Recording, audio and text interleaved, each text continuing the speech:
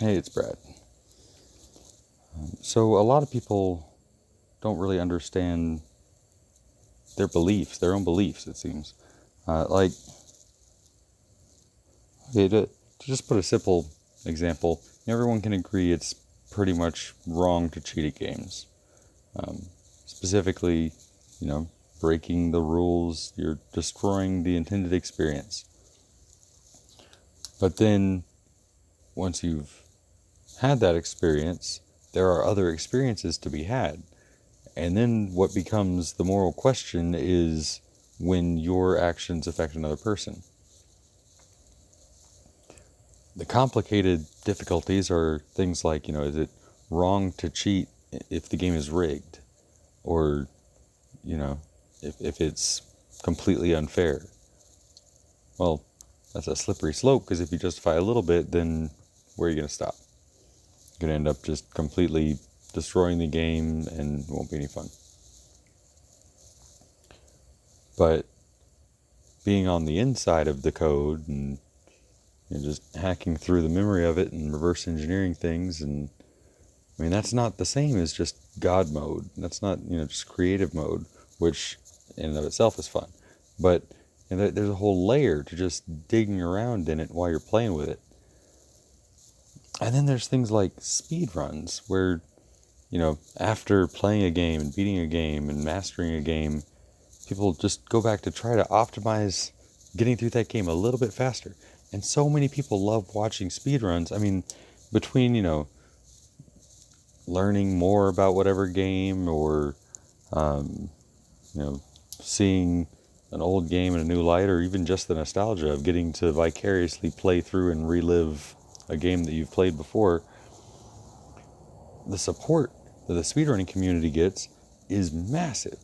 Like, they do a bunch of events, like, GDQ, SGDQ, Awesome Games Done Quick, and Summer Games Done Quick, and a handful of other things. It's been going on since like a decade.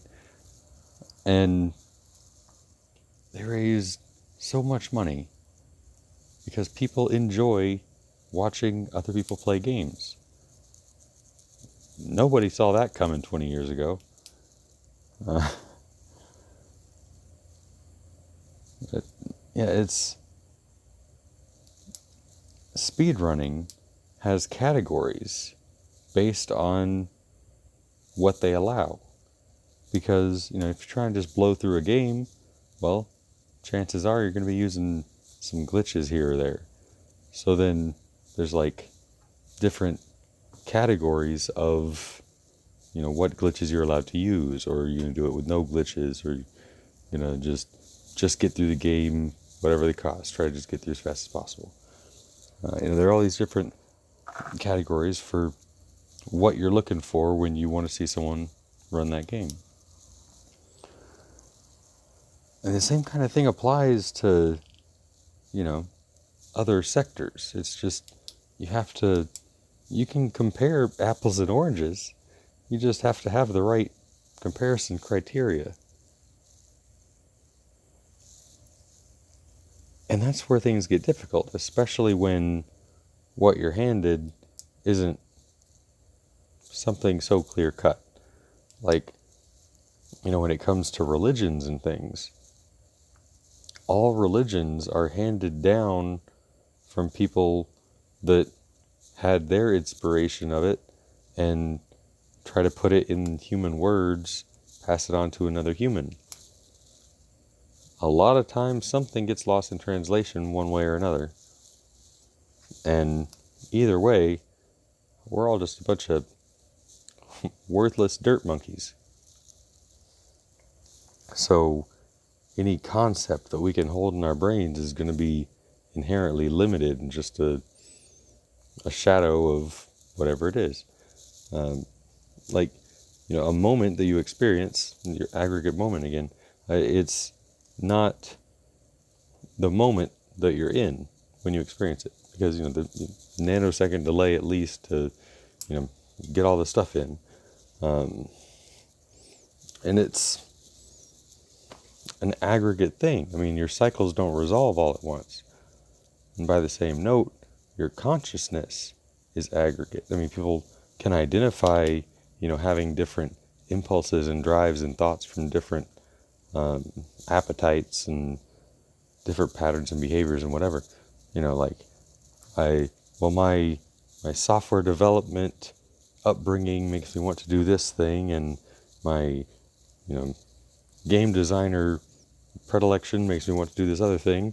And so everyone is familiar with having these conflicting spirits,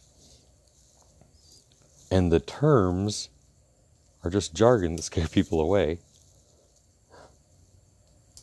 But then people start to take things out of context. Like when I tell my daughter that something's not okay, she will turn around and yell at her brother for doing something, even if it's completely unrelated. She will try to make it work into whatever the rule is that she just now heard. She's going to go enforce that some way.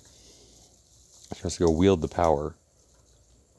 And that's dangerous already. But things like clairvoyance and, of whatever variety, clairomancy and rhabdomancy, casting lots and rods, or, all sorts of dozens of other methods. Astrology. I've always thought, just kind of wrote it off as being, so that doesn't make any sense. Where you're born, when you're born, how does that matter? Well, looking at it now, thinking, well, is there any way that it could be feasible? Is there any way that there could be some scientific backing that we could verify with it? And well, the first thing that comes to mind is that being in different parts of the universe functionally, with respect to the stars around you and everything else. The sun and the moon and that system repeats over years, but where you are with respect to the sun is also where you are, with respect to other stuff. So maybe there is some other factor. Maybe it's even just something as simple as, a little bit more of a certain wave coming from a certain direction. So in these parts of the year, you get exposed more to that wave, and other parts, Earth blocks it, or the sun blocks it, you're more distant, all these other factors. But either way, I don't need to know how something could work to just open myself to the consideration that it might work, it might be feasible, it might be possible.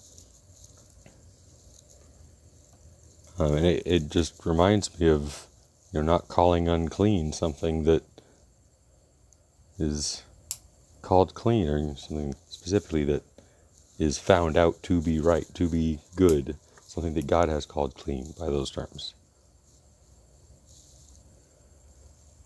So, very first book of the Bible, very first chapter, talks about how the lights in the heavens are to be signs and markers for seasons and things.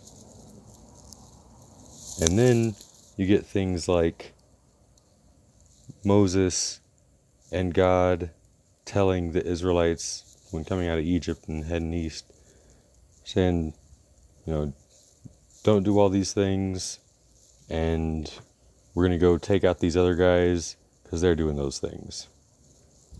Well, that's not quite what it says, though. What it says is, this place that we're going to go stomp out, this territory that you've been promised and is your inheritance, we're going to go take it. And you guys are not allowed to do all these things. Those guys are doing those things. That's where it stands right now. If for no reason but to identify yourselves from them, you're not allowed to. And those people doing those things is an abomination.